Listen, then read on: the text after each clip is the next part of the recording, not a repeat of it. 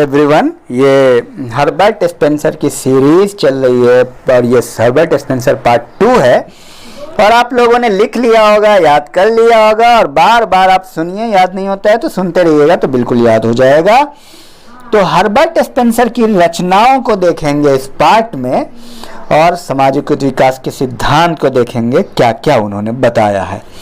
तो Herbert Spencer की रचना है सोशल स्टैटिक्स, जो उन्होंने 1851 में लिखी, बहुत मशहूर है। और दूसरी रचना है द प्रिंसिपल ऑफ साइकोलॉजी, 1854 में लिखी। और फर्स्ट प्रिंसिपल 1862 में लिखी।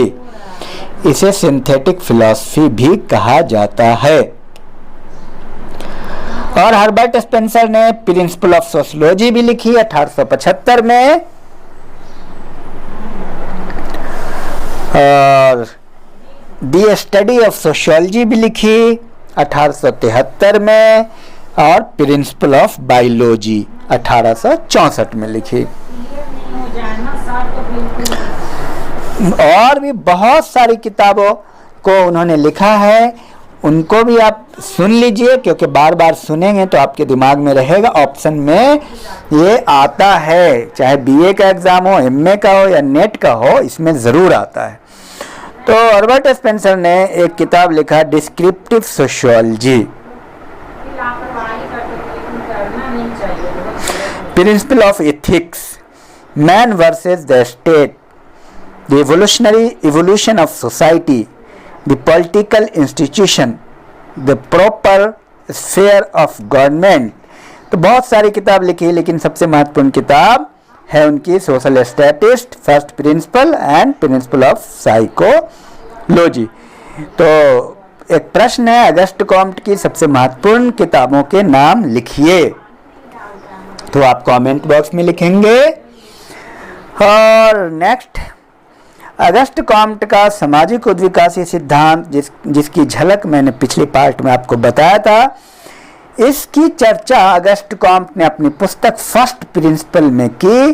और डार्विन की पुस्तक ओरिजिन ऑफ स्पीसीज, जो 1859 में लिखी गई थी, और उसका प्रभाव सर्वाधिक हर्बर्ट स्पेंसर पर पड़ा, और इसी से वो उद्विकास के सिद्धांत से प्रभावित हुए थे, जो समाज पर लागू करना चाह रहे थे। तो उद्विकास क्या है? ये उद्विकास का एक यूनिवर्सल डिफिनेशन है। उद्विकास पदार्थ का समन्वय तथा उससे संबंधित गति है। Evolution is an integration of matter and concomitant dissipation of motion. मतलब ये है कि उद्विकास जो है पदार्थ का एक समन्वय, और गति हमेशा, गति जो है हर चीज गतिशील है, इसका अर्थ ये है। और उद्विकासी क्रम में जो है पदार्थ अनिश्चितता से असंबद्धता से समानता से निश्चितता, संबद्धता और भिन्नता की ओर बदलता है। मतलब एक समय अनिश्चितता होती है और असंबद्धता होती है, और बाद में वो निश्चितता में बदल जाती है और संबद्धता में बदल जाती है।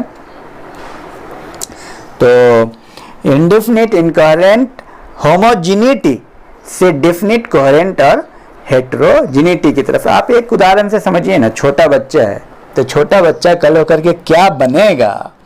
जो 1 साल का बच्चा है, किसी को पता है? नहीं पता है।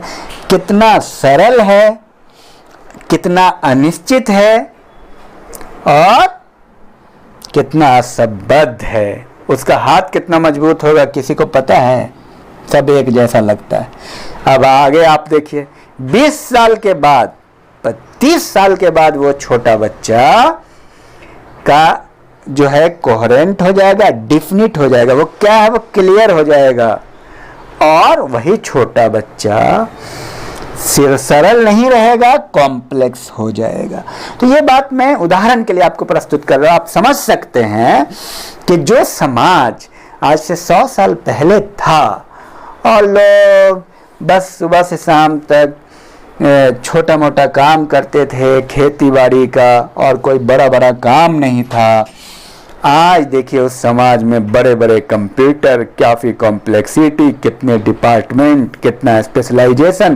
क्या ये था 50 साल पहले? 50 साल पहले सिर्फ हल था और बैल था और लोग खेत में निकल जाते थे। और अब क्या है, अब है 1 लाख तो रजिस्टर है, 1 लाख डिपार्टमेंट है, और कहाँ कौन सा रजिस्टर है, कौन सा कंप्यूटर है, हर जगह banking system, economic system, industry है, रेलवे है, बिजनेस है, 1000 तरह के। तो कितनी कॉम्प्लेक्सिटी आई है। तो इस तरह से आप इसको समझ सकते हैं। तो स्पेंसर समाज के उद्विकासी अवस्थाओं का उल्लेख करते हैं। वो कहते हैं कि समाज शुरू में शिकारी और सैनिक अवस्था में था, और फिर शुरू में शिकारी और सैनिक अवस्था में था और समाज में शिकार की अवस्था थी। लोग ऐसे रहते थे जैसे मिलिट्री का आदमी है, फौजी की तरह रहते थे, और इस प्रकार का समाज जो है सरल था।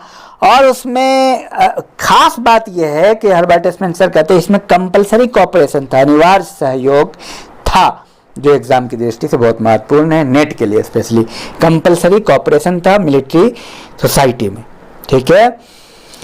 और सत्ता और सामाजिक नियंत्रण अत्यधिक केंद्रीकृत था, लेकिन दूसरी तरफ विकेंद्रीकृत है जो आज के दौर में है। और कठोर अनुशासन था, कठिन जीवन था, सार्वजनिक और निजी जीवन के बीच घनिष्ठ एकरूपता होती थी। लेकिन दूसरी तरफ वो इंडस्ट्रियल सोसाइटी की बात करते हैं, औद्योगिक समाज काफी जटिल समाज है, और इसमें वो कहते हैं स्वैच्छिक सहयोग होता है, वॉलंटरी कॉपरेशन होता है। और सरल समाज में कहते हैं, मिलिट्री सोसाइटी में कहते हैं कंपलसरी सहयोग होता है। तो 2 तरह की सोसाइटी की बात करते हैं, मिलिट्री और इंडस्ट्रियल सोसाइटी। और इतना ही रहने दीजिए, नेक्स्ट वीडियो में फिर हम बात करेंगे, इसी में और भी बात करेंगे। Thank you.